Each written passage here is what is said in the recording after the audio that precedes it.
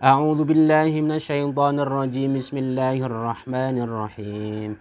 Qala al-musannifu rahimahullah wa nafa'ana bihi wa bi ulumihi fid dharaini amin. A'udzu billahi minasyaitonir rajim. Bismillahirrahmanirrahim. Hadza utawi ki angit kang bakal den ngendikaken dening Mbah Kyai Musannif iku faslun fasal swiji ibarate fasal kados pundi pangandikane Mbah Kyai Musannif. Auqatus sholati utai pira-pira waktune salat iku khamsun ana 5 dirupane 5. Awwalu waqti zuhri utawi kawitane waktu zuhur iku zawalu syamsi ling sire srengenge wa akhiruhu tawi akhir waktu zuhur iku masiru dhilli syai'i dadine layangane suwi-wici dadi iku mithlahu hale ngumpamani syai' Ghairu dziril istiwa'i sakliyane layangane waktu jejeg.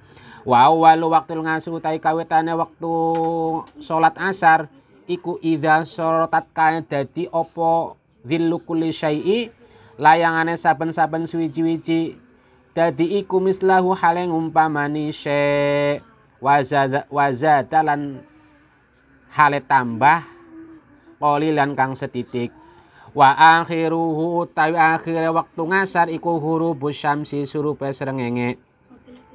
Wa awwalu waqtil maghribi utawi kawitane waktu maghrib iku hurubus syamsi surupe srengenge.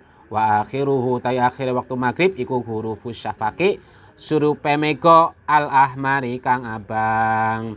Wa awwalu waqtil ngisya'i utawi kawitane waktu ngisya iku hurufus syafaqi surupe meko al ahmari kang abang. Wa akhiruhu utawi akhir waktu apa? Maghrib iku apa?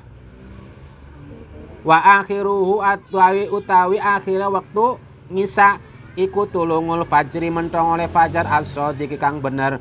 Wa awal waktu subuh utawi kawitane waktu subuh iku tulungul fajri mentong oleh fajar as-shadiq kang bener. Wa akhiruhu utawi akhir waktu subuh iku tulungul syamsi mentong oleh srengenge. Perhatikan.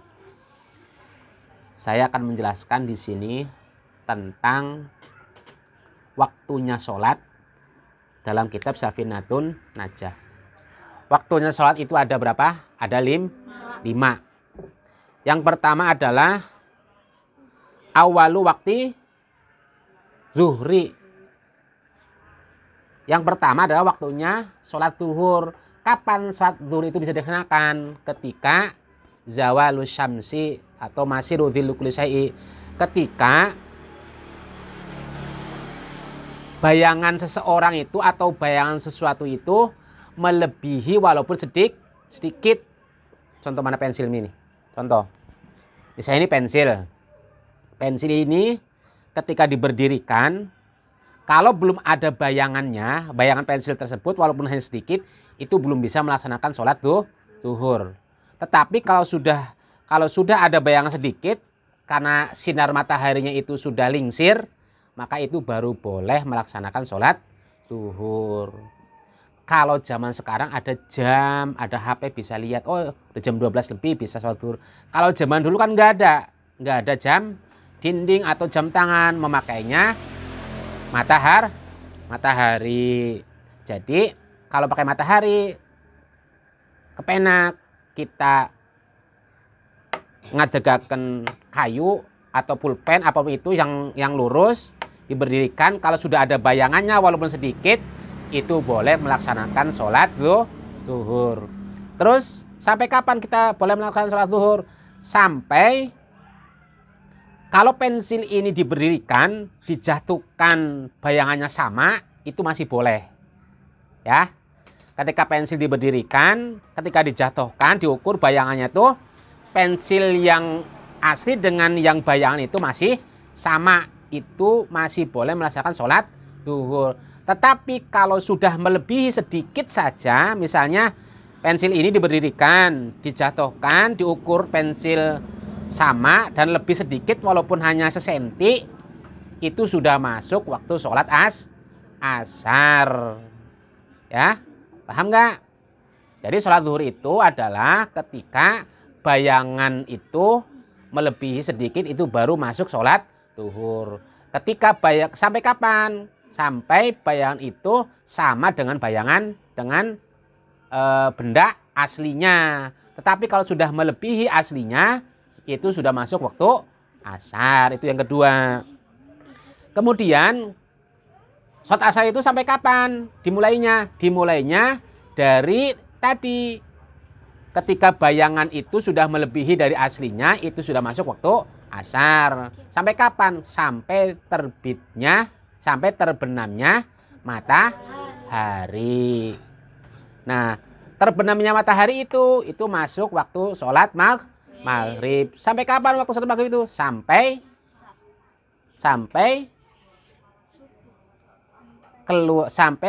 terbenamnya mega yang merah. Kalau mega merah pertama kan keluar tuh maghrib waktu. Ketika terbenamnya mega merah itu nggak ada, itu masuk waktu isya. Waktu isya sampai kapan? Sampai nanti keluarnya fajar sodik sebelum subuh. Ketika fajar sodik baru masuk waktu subuh. Waktu subuh sampai kapan?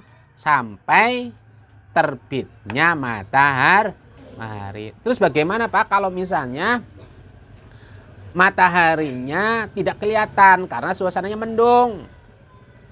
Nah, kita kan biasanya tahu kan tidak setiap hari itu mendung. Pasti ada cerahnya. Misalnya di hari ini cerah, besok mendung, besok lagi mendung. Patokannya adalah di hari yang cerah itu kalau misalnya terbit matahari jam berapa? Kalau misalnya jam 5 lebih 10 menit, berarti besok jam 5 lebih 10 menit sudah terbit matahari dan tidak boleh melaksanakan sholat subuh.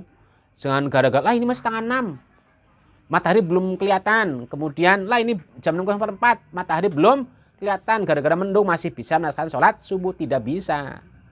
Tetap waktunya sholat subuh itu sampai terbitnya matahari.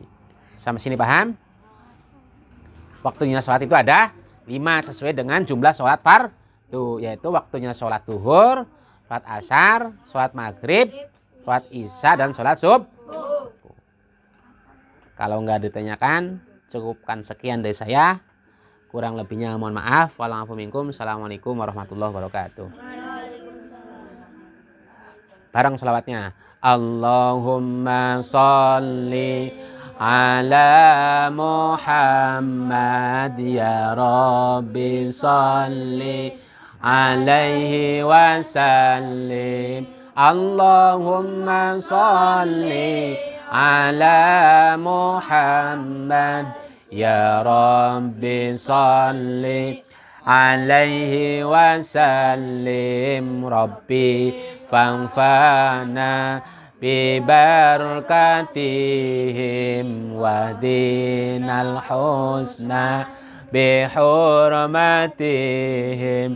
Rabbi fanfa'na bibarakatihim wahdinal husna bihurmatihim. Allahumma salli ala Muhammad ya Rabbi salli alaihi wasallim. Allahumma salli ala Muhammad ya Rabbi salli alaihi wasallim. Assalamualaikum warahmatullahi wabarakatuh.